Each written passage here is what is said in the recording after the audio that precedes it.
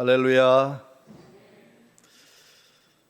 우리 원 집사님 찬양을 오랜만에 참 듣게 되어서 기대를 했었는데 기대보다 훨씬 더 은혜가 됩니다. 이렇게 좋은 찬양을 듣고 있는 동안에 저는 얼마나 행복했는지 몰라요. 앞으로도 오래오래 좋은 찬양 많이 좀 해주시길 바랍니다. 오늘 제가 또 오랜만에 이렇게 강단에 서서 여러분과 말씀을 나누게 되었습니다. 이제 설교한 지 한 3년 지나니까 많이 잊어버렸어요. 설교하는 방법도. 또 오랜만에 하니까 왠지 길어질 것 같은 불길함도 있습니다. 길어지지 않도록 여러분 기도해 주시기를 바랍니다. 오늘 이 자리에 참여한 우리 교우 여러분 모두에게 하나님의 크고 놀라운 은혜와 능력과 축복이 충만하시기를 주의 이름으로 축원합니다. 제 손자가 지금 어린이집에 다녀요. 그러다 보니까 그 어린이집에 대한 이야기를 많이 듣습니다. 어느 날 그 어린이집에서 점심시간에 볶음밥이 나왔더랍니다. 그런데 아영이라고 하는 아이가 그 볶음밥에서 젓가락으로 양파를 골라내고 밥알을 따로 골라내서 밥알을 세고 있습니다. 그러니까 선생님이 아영이에게 다가가서 이렇게 말합니다. 아영아, 볶음밥을 먹을 때는 말이야, 양파와 밥을 같이 먹어야 얼굴이 예뻐진단다. 그랬더니 아영이가 선생님을 빤히 쳐다보더니 선생님도 어려서 양파 안 먹었구나. 뭐 그러더랍니다. 우리가 인생을 살아가면서 어느 날 보면은 내 깐에는 열심히 산다고 살아왔는데 자기 자신이 초라하게 보일 때가 있어요. 얼마나 작은 자인지 얼마나 못난 자인지를 깨달을 때가 온단 말입니다. 그때 많은 사람들이 열등감에 무너져 버리게 되지요. 그런데 그 깨달은 그 자리에서, 낮아진 그 자리에서 그래, 이렇게 살아서는 안 되는 거야. 그리고 본래 살아야 될 그 자기 자리를 다시 되찾는 사람들이 있어요. 그리고 나머지 인생을 하나님의 말씀에 바로 세워서 바로 살아가는 사람들도 있더라라는 것입니다. 저는 오늘 본문 말씀에서 제가 제일 성경 인물 중에 좋아하는 인물인 다윗 왕의 이야기에서 그러한 사실들을 봅니다. 사실 사무엘상, 사무엘하는 이름은 사무엘상 하지만 내용을 보면 다윗의 이야기입니다. 그리고 오늘 본문은 그 다윗의 이야기의 맨 마지막에 배치된 아주 중요한 사건 하나가 소개가 되고 있습니다. 이 사건을 통해서 다윗이 깨달아요. 내가 잘 산다고 살았는데, 열심히 산다고 살았는데 내가 얼마나 초라한 인생인가. 최선을 다해 살아왔던 게 하나님의 은혜가 아니었구나 라는 사실을 깨닫게 되는 계기가 되더라는 겁니다. 여기서 다윗이 발견한 마지막 결론적인 진리가 뭐냐 하면은 잠시 있다가 사라지는 건 말고, 손에 잡은 것 같으나 결국은 놓아야 될 그것 말고 영원한 가치가 있는 그것을 잡아야 된다라는 사실이지요. 우리가 누리는 부귀영화, 우리가 누리는 명예는 초콜릿과 같다라는 말이 있어요. 여러분 초콜릿 좋아하시나요? 저도 초콜릿 참 좋아하는데 그 초콜릿에 뭐 속에 견과류 같은 거 들어가지 않은 그냥 초콜릿 있잖아요. 그걸 좋아해요. 그런데 그건 입에 하나 딱 잘라서 탁 집어넣으면 초콜릿이 사르르 녹으면서 얼마나 달콤하고 맛있습니까? 야, 맛있다. 그 맛있다고 맛을 느끼는 순간에 초콜릿은 입안에 없어졌어요. 없어졌어요. 이처럼 덧없는 게 짤막한 쾌감, 이게 바로 인생이라는 것입니다. 오늘 이제 사무엘 상하 다윗의 이야기가 끝나고 그 다음에는 사무엘 하 다음에는 뭐죠? 열왕기 상하가 펼쳐지게 되는데, 열왕기서는 이제 다윗 이후의 왕들의 이야기입니다. 그런데 거기 1장에 보면은 1절에 다윗 왕이 나이가 많아 늙으니 이불을 덮어도 따뜻하지 아니한지라. 얘는 나이 많아 늙으면은요, 이불을 덮어도 따뜻하지 않대. 이게 얼마나 실감나는 이야기입니까? 그리고 열왕기상 2장 1절에 보면 이제 이런 말이 나옵니다. 다윗이 죽을 날이 임박하매 그의 아들 솔로몬에게 명령하여 이르되 내가 이제 이 세상 모든 사람들이 가는 길로 가게 되었노니 너는 힘써 대장부가 되어라. 그리고는 꼬르륵 다윗이 숨이 넘어가고 죽습니다. 이게 바로 인생이라고 하는 거죠. 내가 모든 사람들이 가는 그 길로 가게 되었다. 여러분, 이 길 안 가실 분 계십니까? 나는 이게 그 길을 절대로 안 갈 거야. 그런 분 계세요? 이게 인생길이라고 하는 것입니다. 내 인생에는 끝이 있다. 이 끝이 있다고 하는 이 변할 수 없는 엄연한 사실이 우리 모두를 얼마나 겸손하게 만드는지 모릅니다. 그날이 와요. 지금은 뭐라고 부르는지 모르겠어요. 옛날엔 동사무소라 그렇게 불렀는데, 동사무소에 가면 지금은 공익근무요원 그렇게 부릅니다만 옛날에는 방위병이 있었어요. 방위병이 훈련을 받고 동사무소에 딱 출근을 했어요. 창구에 앉아서 이제 민원인들을 맞이하게 되는데 한 민원인이 탁 다가옵니다. 그러니까 이 방위병이 자기도 모르는 사이에 군기가 바짝 들어가지고 턱 일어섭니다. 그 민원인이 뭐라고 얘기를 하는고 하니 사망 신고하러 왔는데요. 그러니까 이 방위병이 군기가 들어가지고 예, 본인이십니까? 이렇게 묻습니다. 그러니까 그 민원인도 또 한술 더 떠요. 본인이 와야 되나요? 이렇게 묻더랍니다. 마지막 순간, 그것은 누구도 피할 수 없는 거지요. 인생을 이것도 하고 저것도 하고 이것도 이루고 저것도 이루고 싶지만 내 인생의 끝이 가까움을 느낄 때 사실은 그동안 막 애써 쌓아 올렸던 그 모든 것들이 물거품처럼 샥 사라지는 그날이 오게 된다는 겁니다. 그 거품을 싹 걷어내고 보면 하나님께서 나를 이 땅에 보내실 때 왜 보냈을까? 무엇을 하라고 이 땅에 하나님께서 나를 보내셨을까? 그 사명을 깨닫고 거기에 집중하는 삶을 살아가게 된 것이 우리가 올바로 인생을 마무리하는 길이다라는 것입니다. 오늘 성경 본문 말씀은 24장 1절서부터 10절을 읽었는데 사실은 끝절까지 다 보면서 말씀을 나눠야 될 것 같습니다.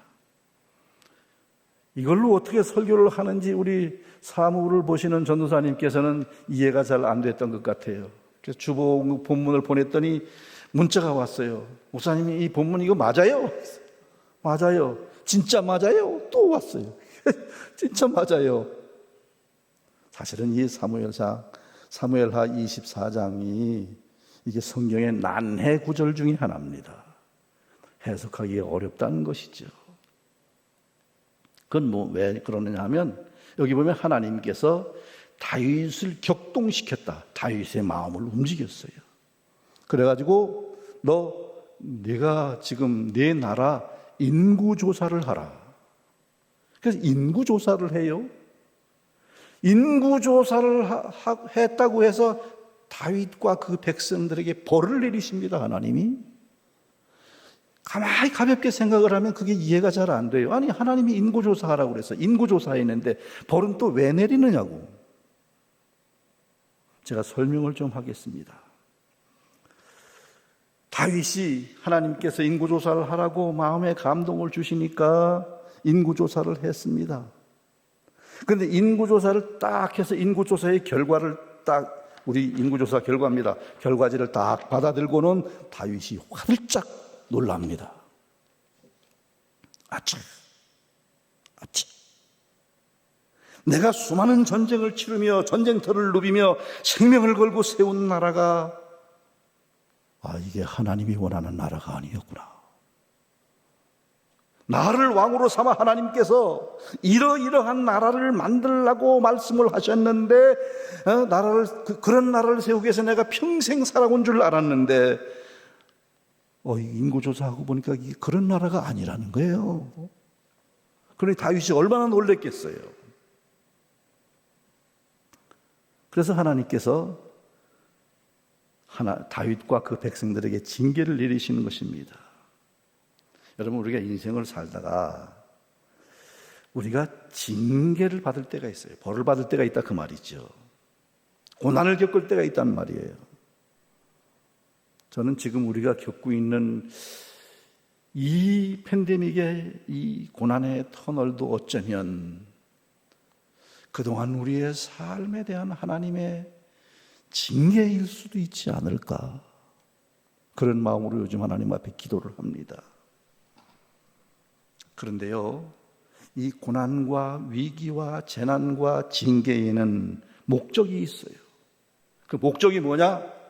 너 지금 내가 있어야 할 자리에서 떠나 있어. 그러니까 빨리 제자리로 돌아와야 된다, 그 말이에요. 본래의 자리로 돌아오라는 말이에요.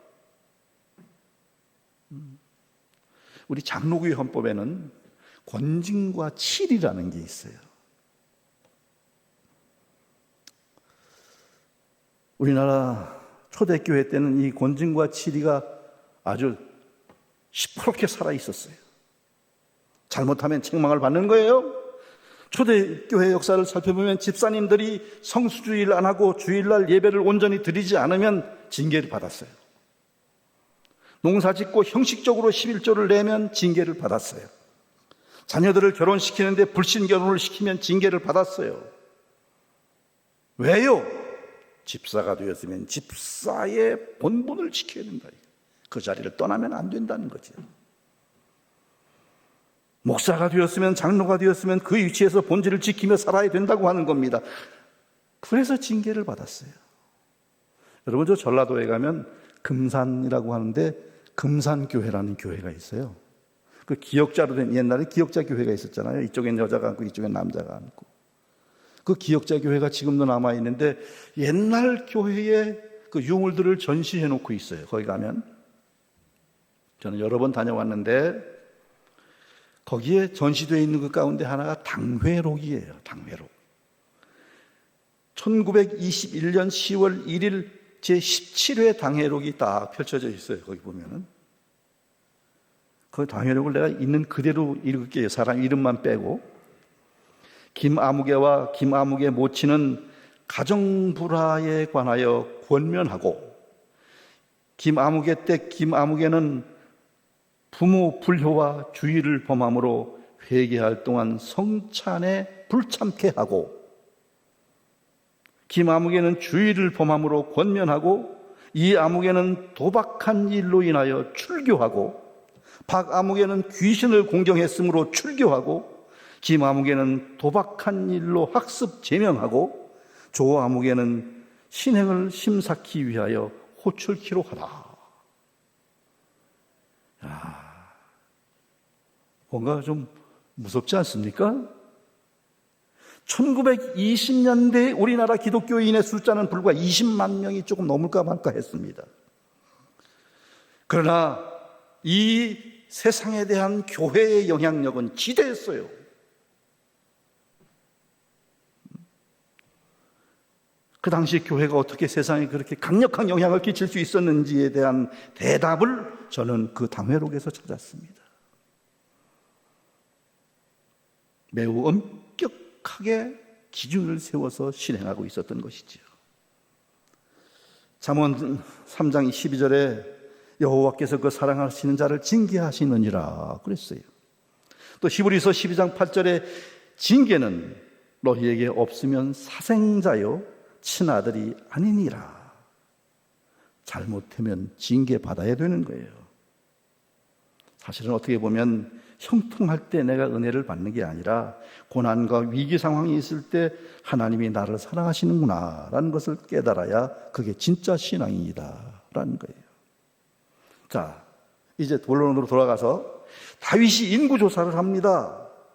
인구조사를 하고 보니까 9절 말씀부터 보면은 이스라엘에서 칼을 빼는 담대한 자가 80만 명이요 유다 사람이 50만 명이었더라. 130만 명이 자기 칼을 의지하고 사는 사람들이었더라 라는 내용이 나옵니다.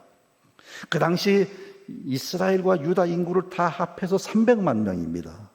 그 300만 명의 인구 가운데 자기 칼을 자랑하고 칼을 의지하고 살아가는 사람들이 130만 명이나 되었다는 얘기입니다. 그래서 10절에 가서 보면은 다윗이 회개를 하는데 내가 빗나간 정치를 했다는 거예요. 내가 노력했던 이 삶의 마지막 흔적이 하나님이 원했던 나라가 아니었다는 거예요. 사실 여러분 아시죠? 다윗이 역사의 무대에 딱 등장하던 그 유명한 사건이 뭐죠? 소년 다윗이 골리앗과 나가 싸우는 거예요. 그때 골리앗과 나가 싸울 때 다윗이 했던 말 여러분 기억하시나요? 너는 칼과 창과 단창으로 내게 오거니와 나는 만군의 여호와의 이름 곧 네가 모욕하는 이스라엘 군대의 하나님의 이름으로 내게 나아가노라. 이게 바로 다윗의 나라와 골리앗의 나라의 차이점입니다. 그 당시 철기 문화가 성행하던 그때 골리앗의 나라, 블레셋이라고 하는 나라는 칼과 창과 단창을 의지하는 그러한 나라였습니다. 그러나 다윗이 세울 나라는 무슨 나라예요? 하나님의 이름을 의지하고 하나님을 의지하고 사는 나라. 하나님의 사랑으로, 하나님의 은혜로, 하나님의 능력으로 세워지는 나라가 되어야 된다라는 얘기가 그 말 속에 품어져 있는 거예요. 왜 진노했습니까? 하나님이? 내가 하나님의 나라를 세우라고 했더니 너는 블레셋이라고 하는 나라를 세웠어. 다윗 왕의 나라를 세우라고 너를 왕으로 세웠더니 넌 골리앗의 나라를 세우고 말았어. 하나님이 그래서 진노하는 거예요. 하나님이 그냥 내리치면 될 텐데 네가 얼마나 헛된 나라를 세웠는가 네가 스스로 확인하라. 그게 바로 뭐예요? 인구조사예요. 그게 인구조사. 인구조사 해보니까 이스라엘이 무력의 나라가 되어 있는 거예요. 칼의 나라가 되어 있는 거예요. 만군의 여호와의 이름이 간 곳이 없어져 버렸어요.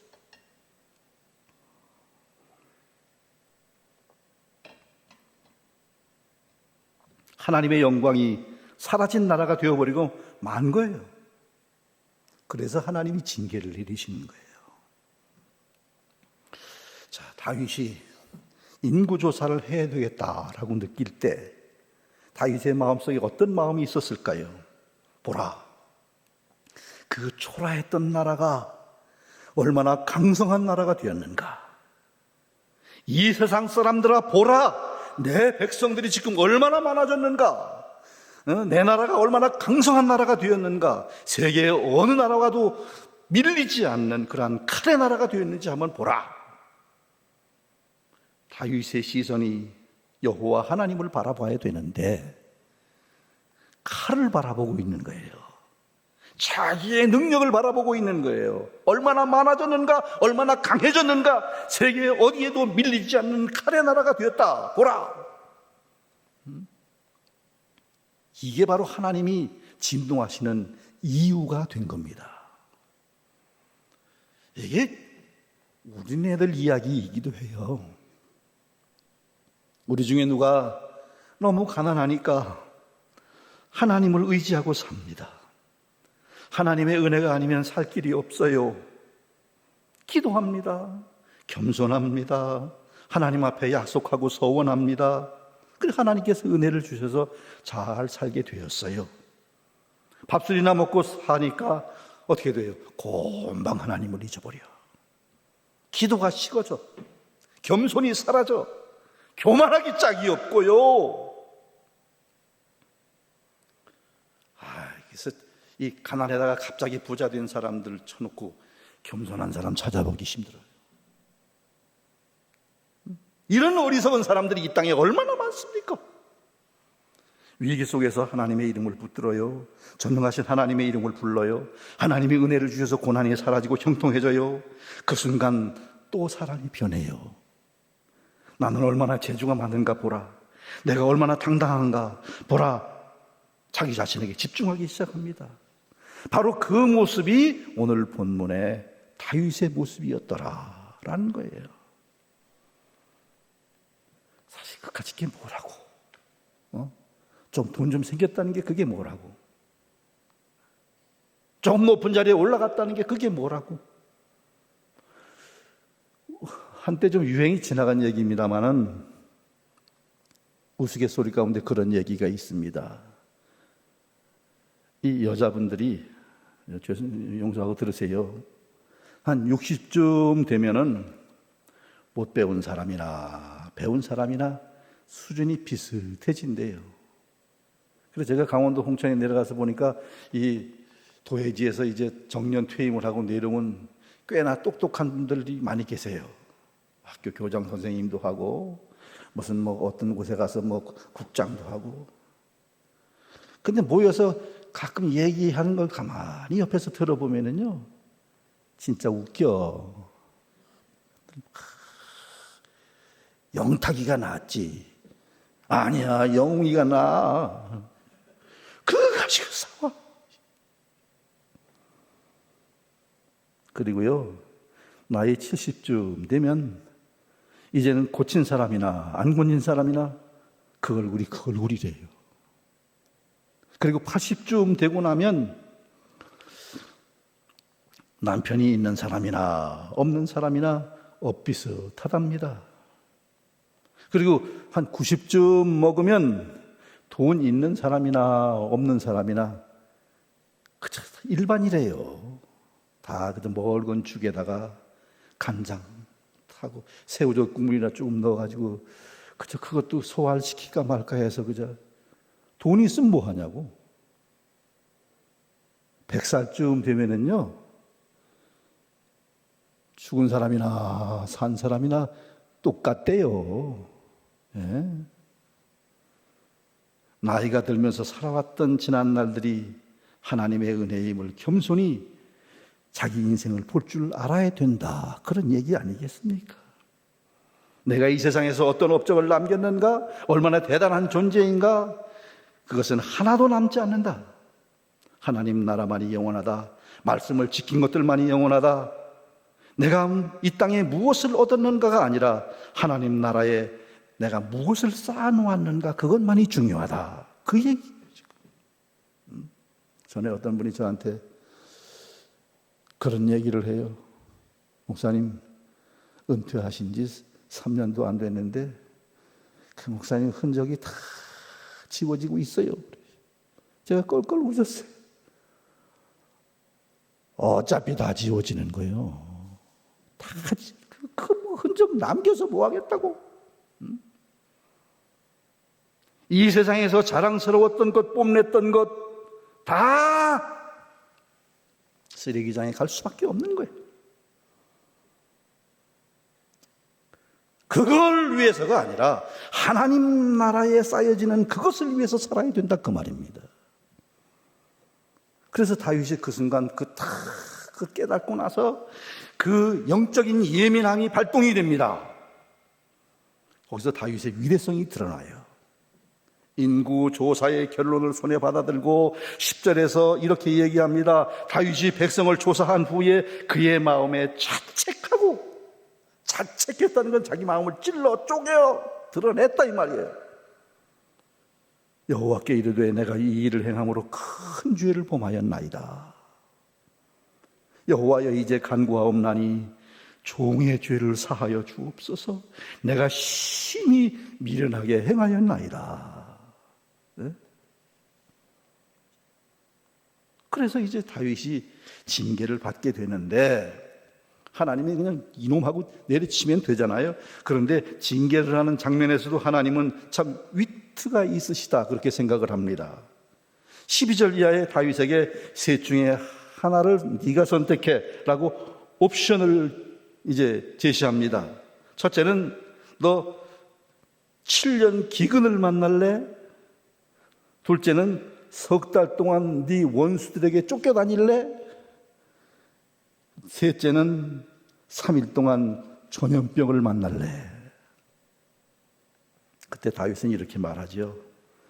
하나님, 제가 징계를 받기는 받는데 사람의 손에 넘기지 않겠습니다. 하나님이 직접 쳐주십시오. 그래서 이제는 다윗이 자기의 인생을 하나님에게 다 내어 맡깁니다. 하나님이 하시라면 하겠습니다. 하나님이 죽으라면 죽겠습니다. 하나님이 기회를 주시면 내 인생의 이제 마지막 끝자락 한 자락이라도 붙들고 정말 하나님이 원하시는 집을 짓겠습니다. 그리고 하나님, 이 백성들이 무슨 죄가 있습니까? 치시려면은 저를 쳐주세요. 이게 올바른 정치 지도자의 자세가 아니겠습니까?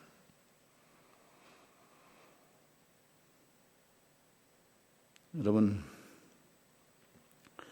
고난과 위기 앞에서 어떤 태도를 취하느냐 하는 것이 그 사람의 영적인 수준이지요.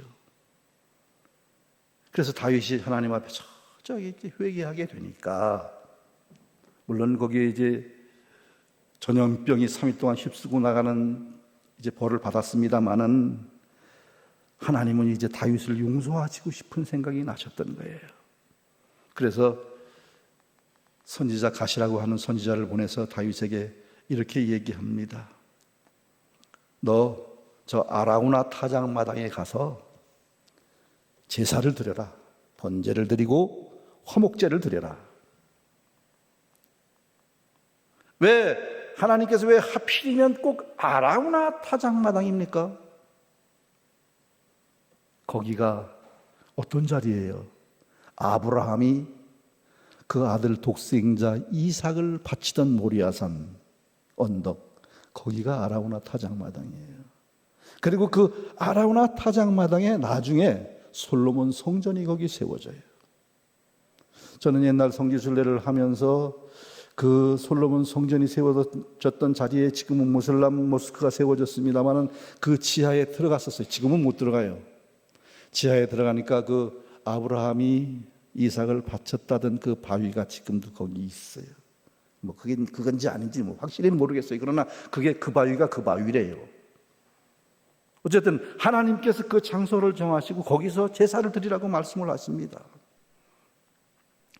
다시 말하면 하나님 앞에 드리는 제사, 이 예배에도 원칙이 있다고 하는 얘기예요. 뭐 아무 데서나 아무렇게나 뭐 그렇게 드린다고 해서 그게 하나님 앞에 연락되는 예배가 아니라는 것이지요. 하나님이 정하신 규례를 따라 장소의 거룩성, 시간의 거룩성 거룩하게 잘 지켜서 구별해서 하나님 앞에 올바른 자세로 예배를 드려야 하나님께서 기뻐 받으시는 예배가 된다고 하는 것입니다. 저는 요즘 이 팬데믹으로 인해서 모든 교우들이 함께 모여 예배를 드리지 못하고 온라인으로 예배를 드리게 되는데, 그래도 이런 상황 가운데서 우리나라는 이 IT 기술이 많이 발달을 하고 보급이 되어서 온라인 예배를 이렇게 편하게 드릴 수 있게 된 것이 얼마나 다행인지 몰라요. 그리고 우리 대광교회도 이 온라인 시스템의 장점을 잘 활용을 해서 뭐 이 장년부 예배라든지 청년부 예배라든지 또 이 아동부 유치부 예배가 잘 이렇게 온라인으로 진행되게 된 것을 얼마나 감사하게 생각하는지 몰라요. 그런데 그 온라인 예배를 드린다 하더라도 우리가 예전에 어떻게 했습니까? 주일날 되면은 아침에 일찍 일어나서 깨끗하게 목욕하고 깨끗한 옷으로 갈아입고 그리고 예배당에 한 10분 전에 미리 와서 다 기도로 준비하고 그리고 하나님 앞에 예배를 드립니다. 저는 온라인 예배도 그건 못지않은 정성과 그건 못지않은 준비로 이렇게 잘 하고 올바른 자세로 하나님 앞에 예배를 드려야 된다고 생각을 해요. 어떤 목사님이 얘기를 하더라고요. 그건 그 교회는 교인이 그렇게 많지를 않아서 어떤 뭘로 예배를 드린다든가 줌이라든가 아니면은 뭘로 예배를 드리는데 교인들이 누가 온라인에 들어왔는지 나갔는지 다 안 돼요, 목사님이. 그래서 몇 명이 오늘 참석을 했다 그러지만 처음부터 끝까지 와서 예배를 드리는 사람이 몇 명 안 된다는 거예요. 어떤 사람은 들어와서 출석 체크만 하고 나가버리고 어떤 사람은 설교도 아직 안 끝났는데 또 나가버리고 사실 안 봐서 그렇지 여기 온라인 예배 드리고 계신 분들 지금 어떻게 하고 앉아 계시나요? 소파에 벌렁 누워 계신 분은 안 계신가요? 예배 드리면서 핸드폰 뒤적뒤적 하고 계신 분 안 계신가요? 예배 드리다 말고 또 주방에 가서 가스불 껐다 켰다 냉장고 문 열었다 닫았다 하고 하는 분 안 계신가요?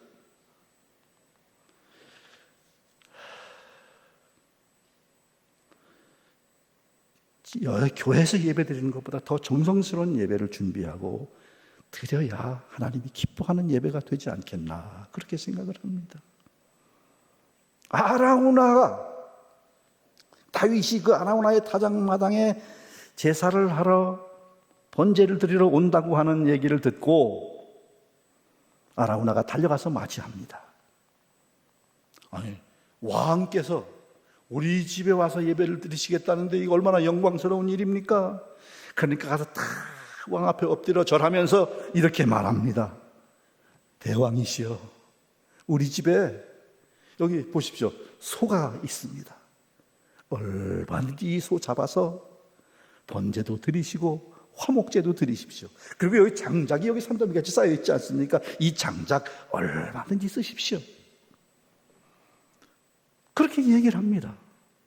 이때 다윗 왕의 대답이 어떻게 보면 사무엘 상하의 결론입니다. 왕이 아라우나에게 이르되 그렇지 아니하다. 내가 값을 주고 내게서 살이라.